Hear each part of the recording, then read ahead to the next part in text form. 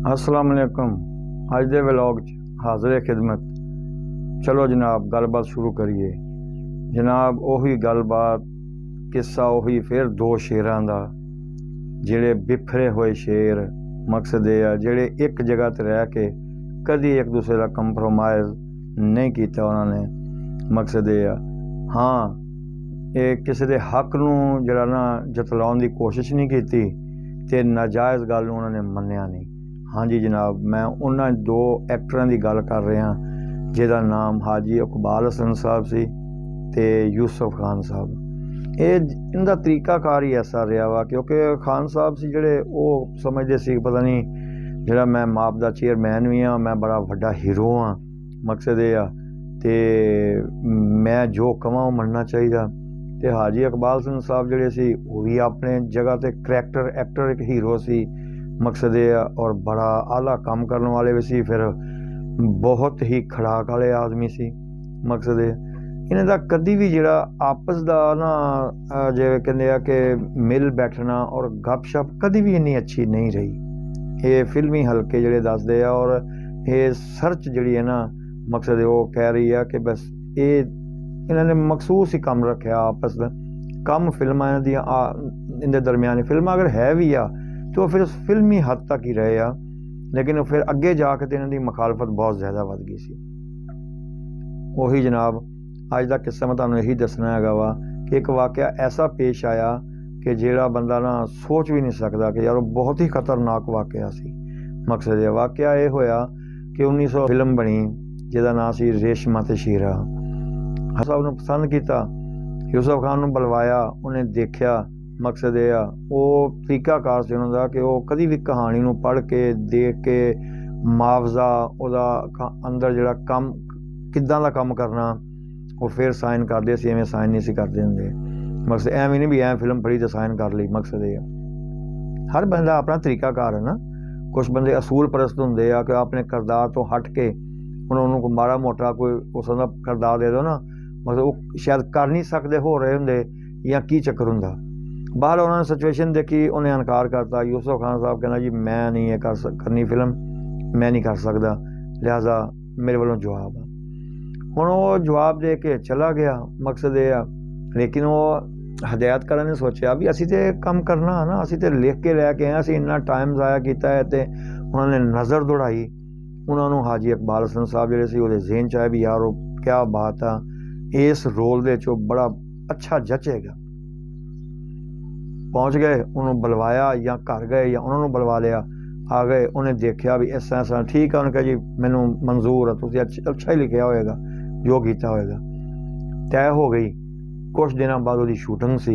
मकसद ये तो जदों हाले कहते हैं कि शूटिंग वगैरह जी सी हाले दिन बकाया सी। मकसद ये यूसुफ खान को पता लगा, उन्हें कहा भी यह की चक्कर बनया भी ये मेरी फिल्म जी इकबाल हसन ने पकड़ ली है, वही किवें हिम्मत हुई। मकसद है हालांकि बेसिक ये बनता जो एक चीज़ का जवाब दे दीए ना। मकसद ये एक दुकान तो चीज़ ना मिले, मकसद ये तो गाहक नूं हक हासिल है, दूसरी दुकान तो लै सकता। मकसद है इस कोई पाबंदी नहीं होंगी। अल्लाह जाने की वो जहन च आया यूसुफ खान साहब के। उन्हें कहा भी नहीं ये मेरी फिल्म से मैं छोड़ी तो क्यों उन्हें पकड़ी। मकसद ये उन्हें बड़ा इस चीज़ का गुस्सा लगा। उन्हें इस चीज़ को मद्देनज़र रखद होया ना अपनी गड्डी पकड़ी, 5-6 आदमी लए नाल लैके इकबाल हसन के घर पहुँच गया। हुण इकबाल हसन के घर गए जाके वो कुदरती अल्लाह का करना सी। मकसद ये आ कि उस वेले हाजी इकबाल हसन अपने घर नहीं सी, उस वेले किते मरी गए हुए सी शूटिंग वास्ते। मकसद ये जे ये बस अल्लाह माफ़ करे जे हाजी इकबाल हसन घर हुंदा तो यकीनन एक फनकार जिहड़ा सी उत्ते गया, कहने कि बुरा भला भी किया, कोई गालियां गूलियां भी निकालियां कढ़ियां उन्होंने। मकसद ये उस तो बाद कोई फायर फूर भी किए। हुण घर वाले सी, घर अहले खाना, उन्होंने महसूस किया कि हो गया साडे की हमला कर कौन सानू पै गया। बहरहाल घर बाहर कोई नहीं आया। उन्होंने यूसुफ खान साहब ने अपना वो जो ना गुस्सा वो थोड़ा जिहा कढ़िया तो वापस आ गए। हुण 2 दिन बाद 3 दिन बाद जो हाजी इकबाल हसन वापस घर आया, हालांकि जो घर ने दसिया साढ़े तो आ वाक़या पेश आया, अस बड़ी मुश्किल ना बचे हैं। वो तो तुहानूं पता ही है। फिर उन्हें तो कभी किसी की गल बर्दाश्त नहीं सी की। ਉਹ ਇੱਕ ਐਸਾ ਆਦਮੀ ਸੀ, ਮਕਸਦ ਇਹ ਹੈ ਤੇ ਉਹ ਬਸ ਕਿਸੇ ਨੂੰ ਸਾਹਮਣੇ ਕੋਈ ਲਲਕਾਰ ਕੇ ਜਾਵੇ ਜਾਂ ਗੋਲੀਆਂ ਫਾਇਰ ਵਗੈਰਾ ਕਰਕੇ ਜਾਏ ਤਾਂ ਉਹ ਕਰਦਾ ਬਰਦਾਸ਼ਤ। ਉਹ ਤਾਂ ਤੁਹਾਨੂੰ ਪਤਾ ਅੱਗੇ ਹੀ ਬੰਦਾ ਜਿਹੜਾ ਸੀ ਉਹ ਇੱਕ ਸ਼ੇਰ ਦਿਲ ਆਦਮੀ ਸੀ। ਮਕਸਦ ਇਹ ਉਹ ਤੇ ਮਿੰਟ ਨਹੀਂ ਲਾਇਆ ਉਹਨੇ ਤੱਕ, ਰੈਸਟ ਵੀ ਨਹੀਂ ਕੀਤੀ, ਪਾਣੀ ਵੀ ਨਹੀਂ ਪੀਤਾ, ਕਹਿੰਦੇ ਪਹੁੰਚ ਗਿਆ ਸਟੂਡੀਓ। ਉਹ ਤਾਂ ਲੱਭਦਾ ਫਿਰਿਆ, ਕੱਢੋ ਹੈ ਯੂਸਫ ਖਾਨ ਨੂੰ, ਕਿੱਥੇ ਆ ਖਾਨ ਹੈ। ਮੈਂ ਵੇਖਾਂ ਜਿਹੜਾ ਮੇਰੇ ਘਰ ਬਦਮਾਸ਼ੀ ਕਰਕੇ ਆਇਆ, ਉਹ ਬੜਾ ਮਸਲਾ ਖੜਾ ਹੋ ਗਿਆ।